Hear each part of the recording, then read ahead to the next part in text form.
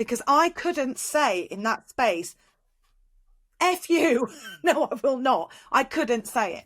So I accepted that toxic behavior to the extent where I just said, and I left and I felt awful and I felt so much shame. And I stole her shame. She should have been ashamed of that. But I stole that shame for her and wore it myself like a dress.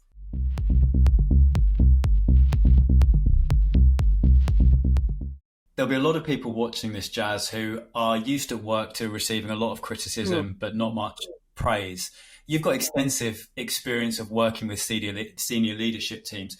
Everyone will know have had that experience of a bad boss. Yeah. So I was really hoping you could give some advice on what can you do? How can you get the best out of a bad boss situation? You know, I'm thinking someone who's very quick to judge, quick to criticize, never praises, takes credit for your work.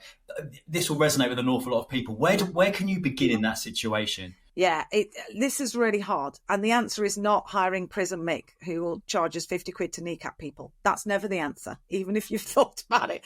And I've got to say, joking aside, there's a time to leave.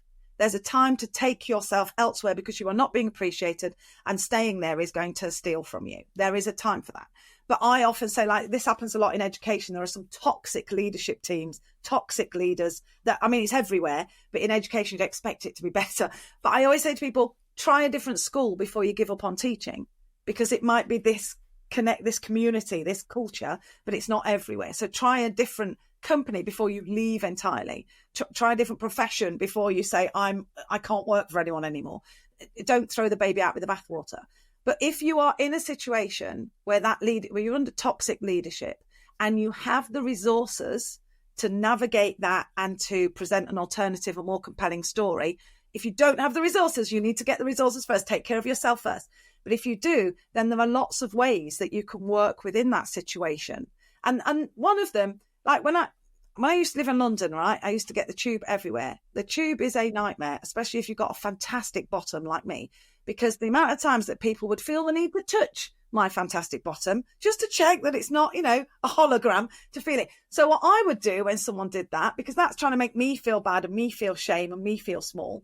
So what I do is say to everyone else, I don't think it's appropriate for someone to touch my bottom in this situation. Do you think it's appropriate? It's awful, isn't it? Yeah, I don't think it's right. Can I ask you why you did that?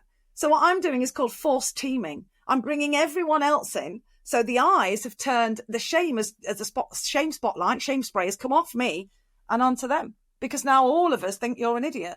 So that's a survival technique as the woman that I use. There are lots more. I've got loads of tube tips for women that I use on training, but I do the same with leadership. So without trying to I'm trying to call my leader up, but not call them out, because no one responds to being called out. So by calling them up, I will say in front of them with someone else, to someone else. So there's other people there. You know what's great is when we are given the space and time to do this. And I know you've done this before, insert name of toxic leader in the thing. What doesn't help that is when we're being constantly criticised, because all of us feel that we want to show up and do our best. But when that criticism comes first, everyone kind of turns off a little bit, and then it takes a bit more to get up. And your job's harder because you're having to build us up again. But because we want to do the best we can for you, because we want to make you look good, this is how we function at our... Do you see what I mean? I'm bringing everyone in and saying, here's what you've got to gain from not being so critical. There's a lot for you to gain. And people are critical, leaders, because it's fear again. They're scared. They're like, do this, do this. I met one guy and he was saying, you know what? She leaves work every single day, bang on 4:00, every single day. I'm here till 6, but she's leaving. I'm like, is she doing the work? Is she doing what she needs to do? Because if she does, why are you bothered? You should be going to her and going, oh my gosh, tell me how you do it so you can leave at 4 so I can do the same. What are you moaning about? But it's that thing that often people criticise, or bosses criticise when, because they're fearful. They're fearful that you're not going to do it. That they don't delegate, they do it themselves because they can't trust anyone, because they're so scared that it won't go well. So if you can speak into that fear, if you can meet that fear, they soften. They often soften. Some people are just like, you get promoted through ineptitude. You're not good at this. Let's move you on to a promotion. So you can often end up with someone who was telling me yesterday about a CEO who'd said there was a football team, there were some girls in it at school, and the CEO said, we need our best players in this team, so you need to get rid of those 3 girls and put some boys in. We need our best players there. And the guy was like, sorry, can you hear yourself? No, they are the best players. That's why I throw the team. And the CEO's like, no, we can't have that. And so, and this person left because I'm like, if you can't work with someone, if you're coming up against that, but in the end, that person then moved on. The CEO then moved on because it's never just you. It's never just you who is being bullied by that boss. It's never just you. It's always other people. So be part of the gang, be part of the team, force team, bring other people on, have conversations that are not, take it out of the darkness and into light. Because while you let someone say these things to you, or even when they're shouting you down in public, I am still fighting for their highest good. So if you are my boss and you turn on me, and I always praise in public and, criticize in private, that's what I try and do. I don't always get it right, but if I'm going to say something, I take someone aside and have a conversation with them to call them up. If I'm going to say something good, I'll say it in front of everyone so that it's always there. But if someone is calling you out in an environment where everyone else is there and no one is brave enough to say anything else, then your integrity could step into that place and say, you know what, I want to do the best. So I'm going to try and take this criticism, however harsh, and pull out the bits that will help me improve. But what I know is that you in the past have given me feedback that has been constructive and has been positive, and I have shone in that space. And I'd love for you to do that again, because when you do that, you lift all of us. So all I'm doing all the time is like gently encouraging that leader to be less fearful and more integral, more strength driven, more focused on what they're actually trying to achieve.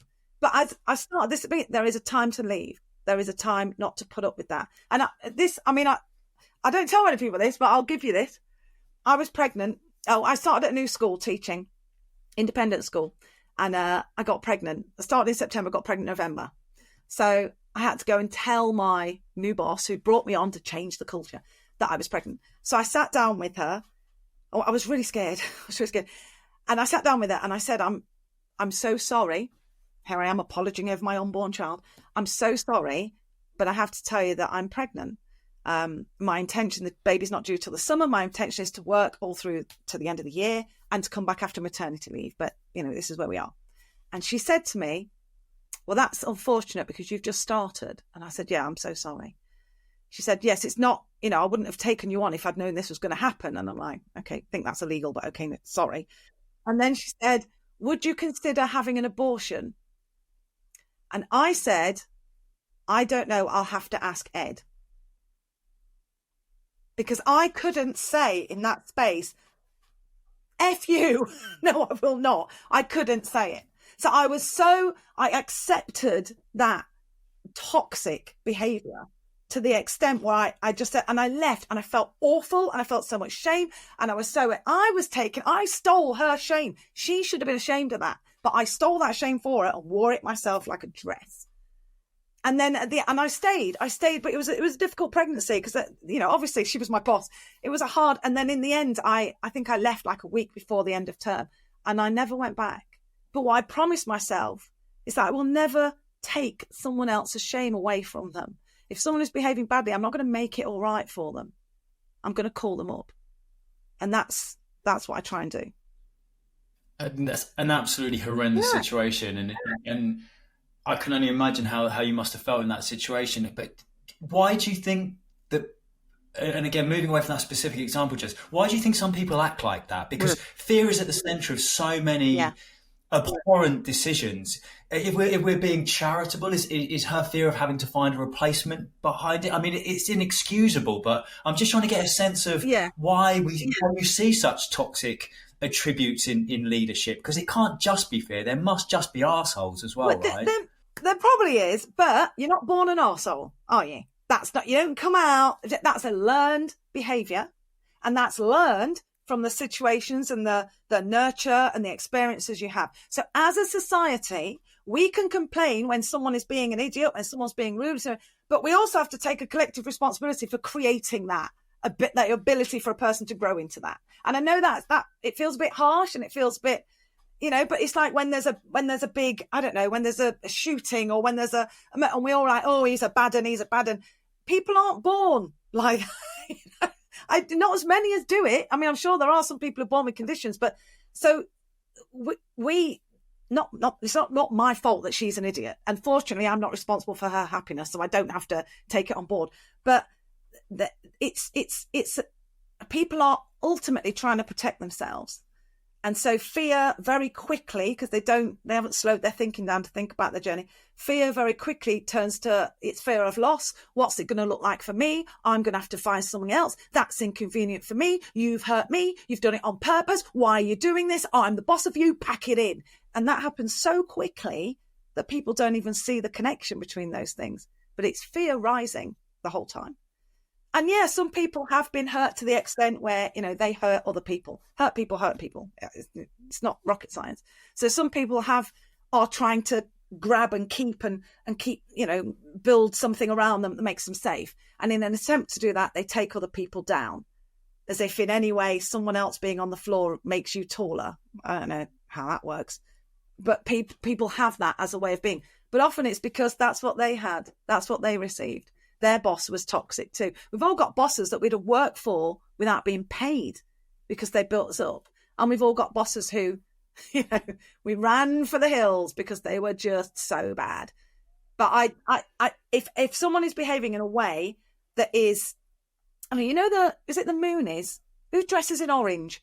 In San Francisco in the 60s, monks, some sort of monks dressed in orange. I don't know who they are. Hare Krishna.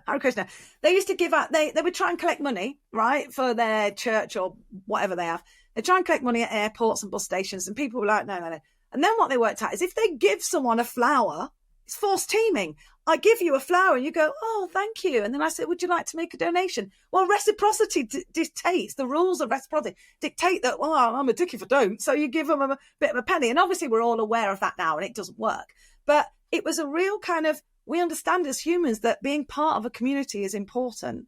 Even as introverts, we need people around us. So if we do something that takes us out of that community, we're in danger of being ostracized. So if we don't feel that we belong, if we fear that we might, then we start lording it over other people, try and steal some of their belongings so that we can feel safer and better.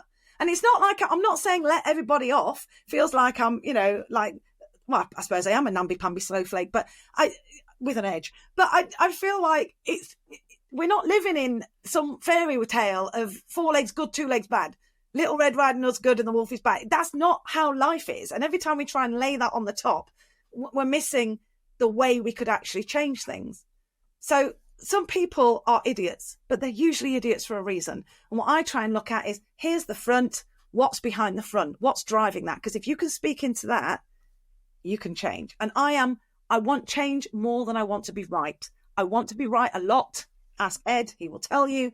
But I want change more, marginally. So that means I have to inconvenience myself sometimes in order. I have an inside voice and an outside voice in order to get that change.